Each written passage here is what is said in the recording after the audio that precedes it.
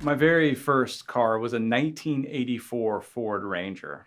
Now, I like to remember that, thinking about my first car, that first car I was driving around in, and I enjoyed that 1984 Ford Ranger.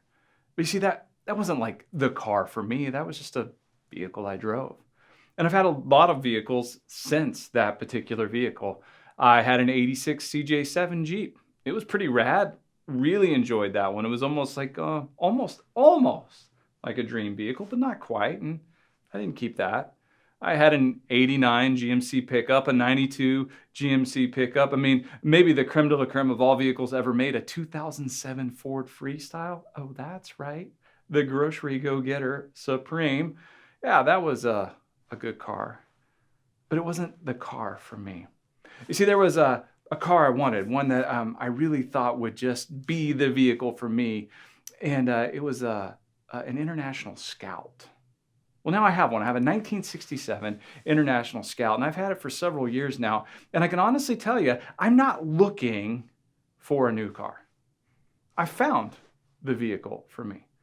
See, I'm not like a classic car collector. Like, I'm not out there looking at other International Scouts and daydreaming about the time I might get to upgrade to that, or looking at another vehicle like the Bronco, or looking at something else thinking, oh, if I could just have that. No, I've got the Scout. But the Scout wasn't necessarily easy to get. I had a buddy of mine who restores cars, a friend, and I'd been talking to him about what I wanted, that I wanted an International Scout. Well, he was going to Arizona on a trip. And he said, well, if I'm out there, do you want me to look? I said, yeah, look for a Scout. Well, he sent me a picture of this old beat up vehicle in desperate need of restoration. And he said, do you want me to buy it for you? And I said, yes. So we bought it, had it shipped back. I started selling everything I could to pay for this particular vehicle. Then we had to get parts, and then there was labor involved, and then there were resources that were needed, and paint, and all the things that had to happen. And I sunk all the money that I had, which was not a lot, into this International Scout. And now I have the vehicle that I've always wanted. And I'm not looking for another vehicle. I think about my International Scout, and I'm reminded about a parable Jesus told. He told a parable about a pearl merchant, a guy whose job it was to buy and sell pearls.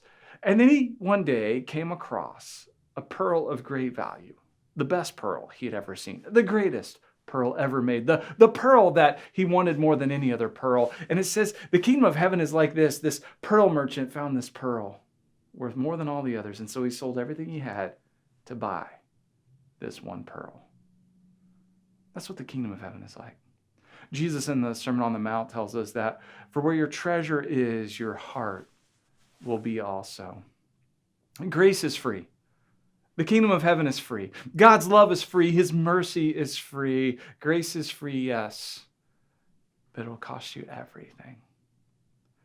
We'll give up everything, lay down our entire lives, everything, and put them right at the feet of Jesus and lay them down to say, you are my treasure.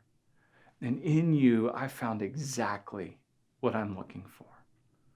And so if you've ever wondered, who am I? What am I here for? Oh my, does Jesus have an answer for you? You are his, and you are here for him. And he has eternity in store for you. I hope you'll treasure him above all else. Let's go.